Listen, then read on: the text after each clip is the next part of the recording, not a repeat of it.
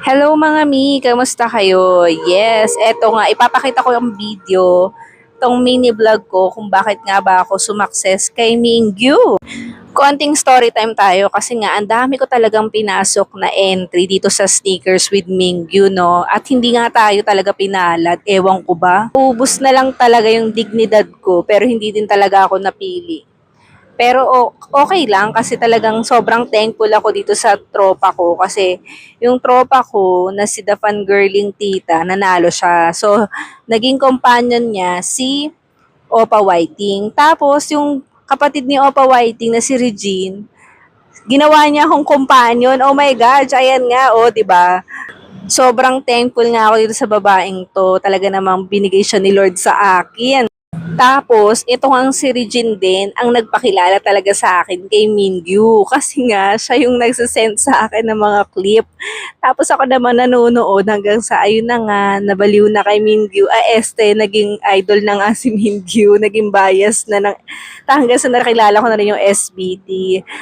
In fairness naman kasi talaga nagustuhan ko talaga yung SBT kahit yung mga kanta nila. Sila lahat gwapo. Naging karat na lang talaga bigla ba? So, eto nga yung day kung kailan kami kumuha nung ticket. Tapos, after that, ilang days, parang Wednesday ata namin kinuha. Tapos, Saturday yung kay Mingyu.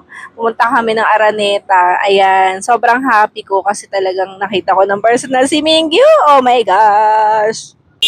Tapos, etong ang hawak-hawak ko na karat bo, hindi amin yan ha. Kay Dapan Girling Tita yan, ang hiram lang kami. Ang bait-bait ni Dapan Girling Tita, kahit nakapasok sa loob, pinahiram niya yan sa amin.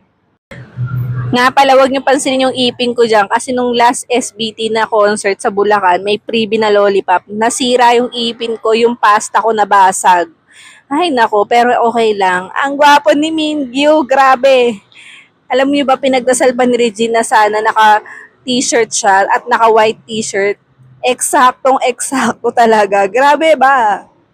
Ayan kami ni Regine, sobrang nagwala talaga ako ng araw na yan kasi ang dami ko talagang pinagdaanan ng araw na yan kaya sobrang saya ko rin, hindi ko na mapigilan. Hindi ko nga alam kung bakit baka sa dami-dami ng araw, dyan pa sa araw na makikita ko si Mingyu at talagang may pinagdadaanan. Kaya mapapansin nyo magayong mata ko kasi nga naman merong pagsubok ng araw na yan. Anyway, natapos naman ang araw na napakasaya at syempre, yun talaga yung highlight, yung makita si Mingyu at maging happy tayo sa pagiging fangirl natin, 'di ba mga mi?